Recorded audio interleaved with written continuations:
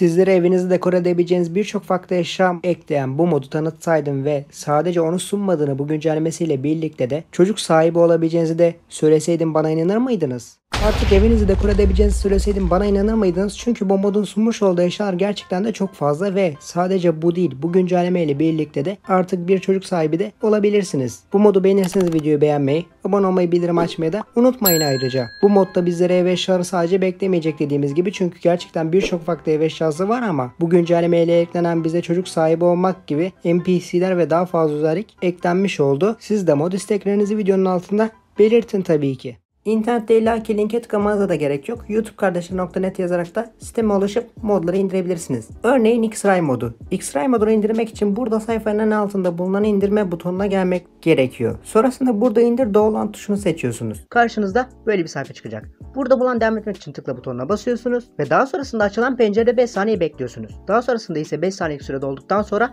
burada bulunan linke git butonuna basıyoruz. Karşımıza tekrar burada linke git butonu çıkmakta. Aynı şekilde yine linke git butonuna basıyoruz ve bakın linke git butonuna bastığımızda karşımıza şu anda indirme sayfası geldi. Buradan rahatlıkla indirebilirsiniz. Tabii ki sizlerde daha çok reklam verebilir, YouTube'a yönlendirebilir veya farklı reklamlar atabilir. O durumda ise o siteyi tamamen kapatarak tekrar denemenizi tavsiye ederim. Android'lerde direkt indirime başlatıldıktan sonra bildirime dokunduğunuzda ya da Minecraft gelecektir ya da, fakat eğer ki gelmiyorsa yapmanız gereken işlem çok basit. S-Dosya yöneticisi uygulamasını kullanıyoruz. Tabii ki de ben her videomda zaten S-Dosya yöneticisi uygulamasını indirme linkini veriyorum. Direkt rahatlıkla bu uygulamayı indirebilirsiniz. İndirdikten sonra ise bakın burada dahili depolama bulunmakta. Buna girdiğinizde siz modu nereye indirdiyseniz oraya seçmeniz gerekmekte. Normalde varsayılan olarak birçok cihazda Download, indirilenler klasörüne gitmekte. Buraya girdiğimizde ise bakın bizim az önce indirmiş olduğumuz sırt çantası modu bulunmakta. Bunun üzerine bastığınızda ve belli bir süre beklediğinizde şu anda bakın burada uygulamayla seçenekleri çıkmakta. Tabii ki burada direkt Minecraft'ta belirmeyebilir. Biraz daha aşağılarda da olabilir. Minecraft'ı seçip direkt sadece bu sefer denemeniz yeterli. Daha sonrasında ise otomatik Minecraft açılacaktır ve kuruluma başlayacaktır. Fakat diyelim ki burada Minecraft çıkmadı. Peki ne yapacaksınız? Tek yapmanız gereken tekrar paketin üzerine gelip burada alt tarafta bulunan yeniden adlandır seçeneğini seçmek. Bunu seçtiğinizde bakın burada şu anda MC uzantısı olarak gelmekte. Fakat eğer ki sizlerde zip olarak gözüküyorsa veya farklı bir uzantı olarak gözüküyorsa ne yapıyorsunuz? Diyelim ki burada zip yazıyor. Nokta zip yazan kısmı siliyorsunuz ve ekranda da olduğu gibi buraya MC yazmanız yeterli. Daha sonrasında tekrar kaydedip tekrar üzerine bastığınızda Minecraft otomatikman çıkacaktır.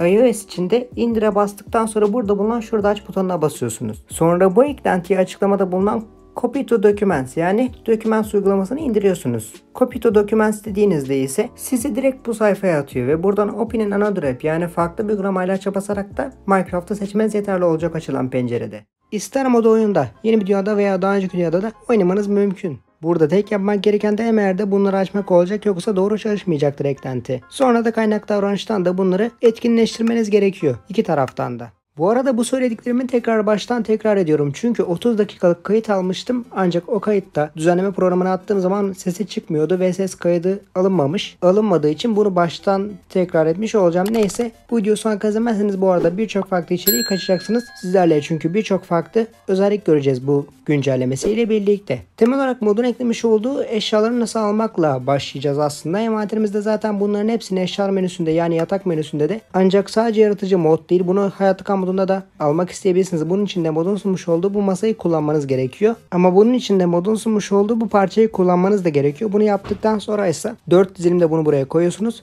ve hemen altına bir eşya yapma masası koymanız gerekiyor. Ve modun sunmuş olduğu masa karşınızda. Bunu aldıktan sonra yere koymanız gerekiyor sadece. Oyun hayatta kal modundayken bu masaya tıklarsanız tek yapmanız gereken şey burada bunu koymak olacak. Ve burada gördüğünüz hepsi menüsüne tıkladığımızda eşyamız gözükmeye başlayacak. Burada televizyonlar, oturma odası eşyaları ve daha fazlası. Eşya yapılabilir kısmını kapatırsak da modun sunmuş olduğu diğer eşyalara gözükmeye başlayacak. Mesela çocuk sahibi olmak için yüzüğün yapımı da olacak. Bunlardan sonradan bahsedeceğim. O yüzden izlemeyenler bunları kaçıracak. Sonuçta bu bir ev eşyası modu. O yüzden eşyalarla başlayacağız. Sonrasında oradaki özelliklere beraber bakacağız güncelleme ile birlikte. Eşyalarda bulabileceğimiz artık burada koltuklar, kanepeler ve müzik çalmak için aletler ve birçok farklı trafikte de kullanılabilecek. Mesela burada konileri görüyorsunuz. Burada gördüğünüz kanepeler ve koltuklar ve diğer her şey aslında kullanılabilir oldukları için bunlara oturabilirsiniz. İstediğiniz bir yere koyun ve sadece bir kere dokunun. Ve dışarıdan da böyle gözükürsünüz. Eğer ki bu koltuktan yani sandalyeden çıkmak isterseniz de ister eğilin veya da zıplayın.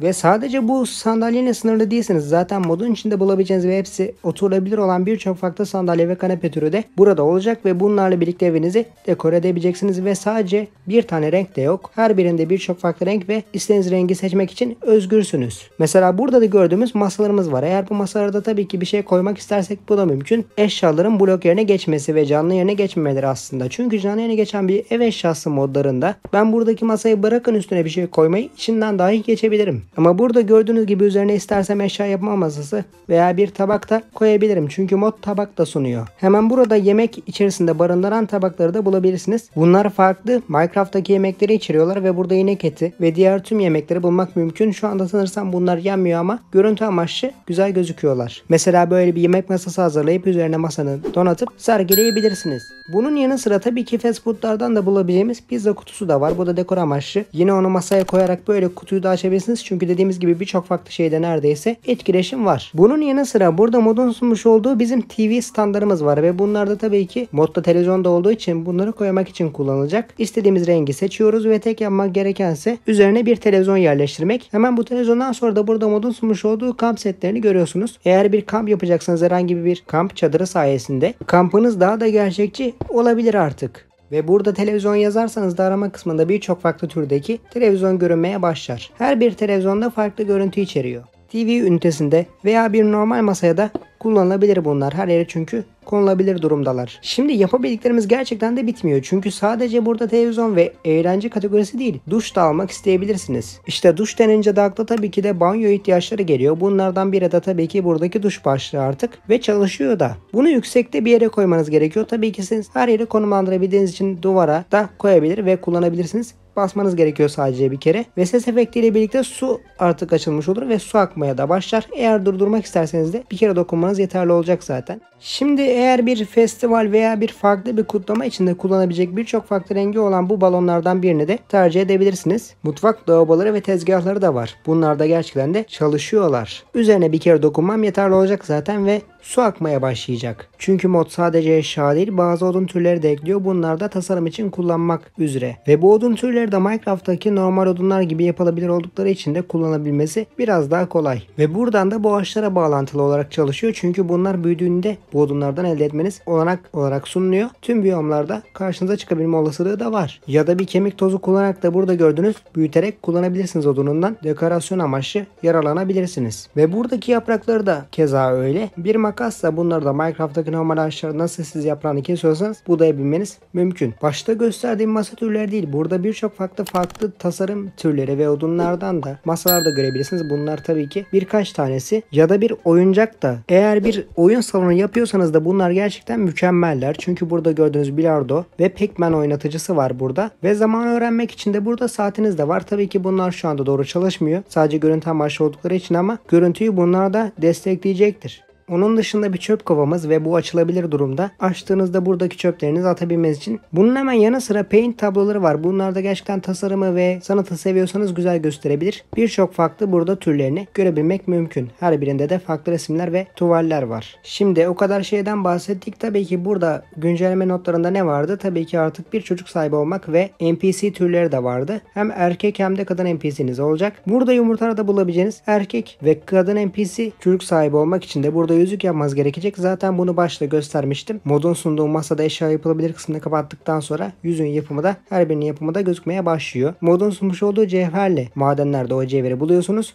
ve onunla birlikte yapmanız gerekiyor. Zaten madenlerde çoğu yerde bulunabilir o cevher. Kadın NPC'me geliyorum ve evcilleştir butonuna bastığımda artık içerisini açabilirim ve eğer onun envanterine bir eşya vermek istersem verebilir. Onun bana verdiği bu menü butonuyla herhangi bir sohbet etmek istersem işte buradaki menü butonunu kullanıyorum. Burada mesela istersem görünümünü beğenmezsem görünümünü değiştirebilirim veya ismini değiştirebilirim ya da ona bir komut uygulatmasını da söyleyebilirim. Gelişmiş ayarlarda komut eklemeyi sağlayıp örnek isimlerde böyle gözükür. Üzerine geldiğinizde görünmeye başlar. Şimdi çocuk sahibi olmak için ona bir kek vermemiz gerekiyor. Burada gördüğünüz bu butona tıkladığınızda artık size bir saniye verecek. Yaklaşık 3 dakika kadar. Size doğmaya hazır bir bebek verecek. Zaten burada belirtiliyor. Bunlardan birini kazandıktan sonra buradaki bebeğimizi istediğimiz her yere koyabiliriz artık. Ve onun büyümesini beklemek fazla istemiyorsam yapmam gereken şey ise onu elmayla beslemek olacak. Katman katman büyümeye başlayacak. Ve yapabildikleriniz menü tuşuyla herhangi bir trade amaçlı yani takas amaçlı kullanabilirsiniz bu NPC'yi. More Actions kısmından onunla dans etmesini burada özelleştirmeler var. Ya da geri kısmından follow me derseniz beni takip etmesini sağlayabilirsiniz. Ancak bunun için bir kere stay here dedikten sonra, yani bu demek oluyor ki sizin olduğunuz yere ışınlanmaya başlıyor ve orada kalacak sadece, herhangi bir yere gitmeyecek. Tekrar menü dedikten sonra da gelişmiş ayarlardan, yani düzenli iletişim kutusundan da şimdi follow me demeniz gerekecek. Sizi takip etmeye başlayacak bu NPC.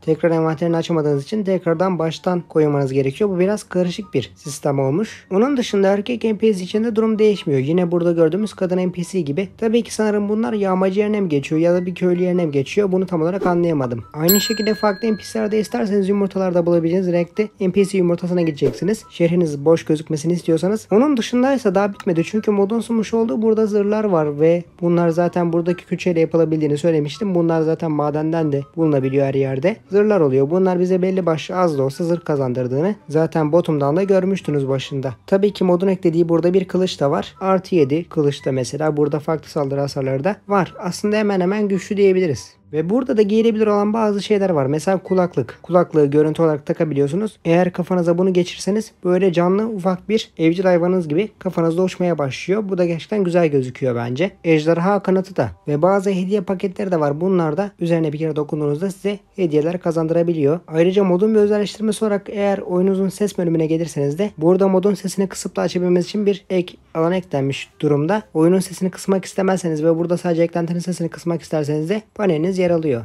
Ayrıca slash function komutuyla da bunlar alınabiliyor ama çok karışık komut var, o yüzden ben fazla önermiyorum açıkçası. Peki bu mod ve bu güncelleme hakkında ne düşünüyorsunuz? Bunları yorumlarda yazar mısınız? Ve zaten daha önce çektiğim ev ve şara modları da hem açıklamada hem de sağ tarafta da, daha fazla mod isterseniz de 300'den fazla mod barındıran bir öğretmen sitesine gitmenizi öneririm.